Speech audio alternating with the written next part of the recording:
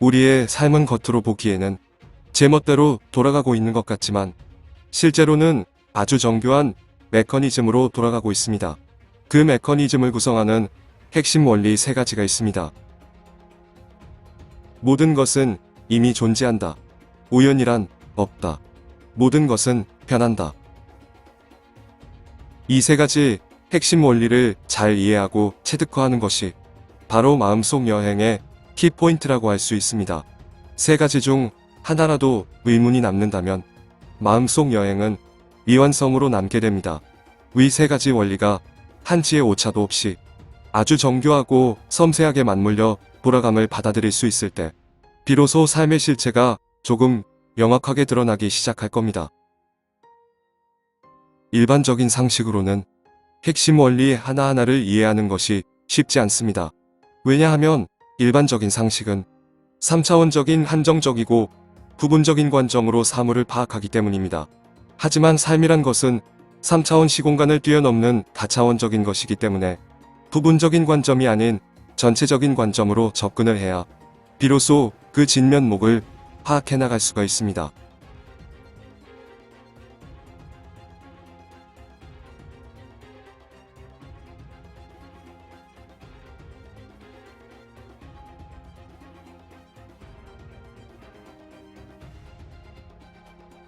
삶을 파헤치는 마음속 여행에 있어서 빼놓을 수 없는 작업이 바로 신해부하기입니다. 삶과 나의 내면을 깊이 파고 들어가다 보면 반드시 신이란 것과 맞부딪히게 됩니다. 신이란 과연 무엇일까요? 신이 이 우주 만물을 창조했을까요?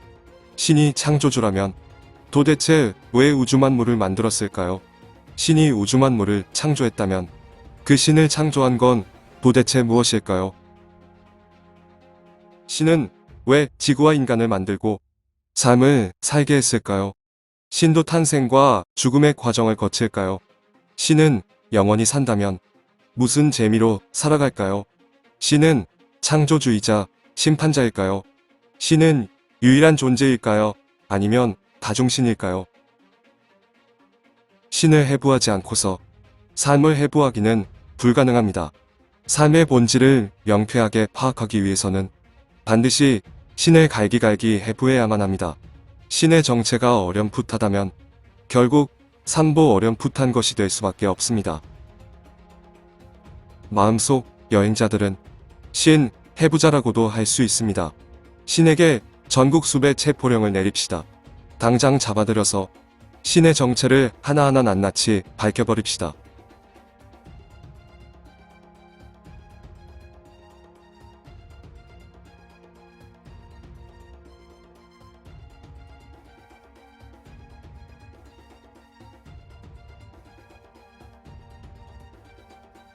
우리가 살고 있고 인식하는 3차원 시공간은 상대계입니다. 상대계는 모든 만물의 상대성을 가집니다. 양과 음, 빛과 어둠, 선과 악, 있음과 없음, 나와 너 등 서로 상대되는 성질을 가진 것으로 이루어져 있습니다. 이러한 상대성은 삶을 훨씬 풍부하고 다양하고 스펙타클하게 만들어줍니다. 상대계의 최고 강자는 인간이라고 할 수 있죠. 인간은 세상 만물 중에서 의식을 가진 유일한 종입니다. 의식이 상대성을 인식하도록 만들고 풍부한 이성과 감성을 생겨나게 하고 학습과 응용, 발달을 가능하게 함으로써 다른 종들보다 훨씬 다채로운 삶을 살아가도록 합니다. 상대계의 최고 강자가 인간이라면 절대계의 최고 강자는 신입니다. 절대계는 상대계를 포함합니다. 상대계는 절대계의 일부분, 부분집합이라고 할 수 있죠. 절대계는 인식의 한계를 벗어나는 것이기 때문에 정확히 아는 것은 불가능합니다. 인간과 신의 관계는 무엇일까요? 주종관계일까요? 아니면 평등관계일까요? 상대계의 삶을 잘 이해하려면 절대계의 속성을 알아둘 필요가 있습니다.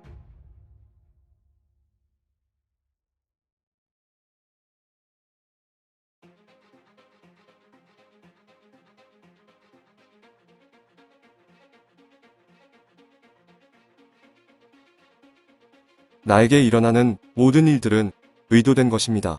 좋은 일이든 나쁜 일이든 모든 것들이 의도치 않은 일이 우연히 벌어지는 것 같지만 완벽한 체험을 위한 완벽한 과정을 거치는 것뿐입니다. 나에게 벌어지는 사건과 사고들, 내가 겪는 뼈아픈 시간들, 나를 스쳐 지나가는 모든 사람들, 내가 처하는 모든 환경들, 내가 겪는 순간순간의 감정 변화들. 돌이켜 생각해 보십시오. 지금까지 지나온 모든 것들이 지금의 내가 있기까지 불필요한 것들이 있었는가를요. 앞으로도 마찬가지입니다. 앞으로 벌어지는 모든 일들은 내가 체험하고자 하는 바를 가장 완벽하게 재현해낼 가장 완벽한 과정들이 일어나게 됩니다.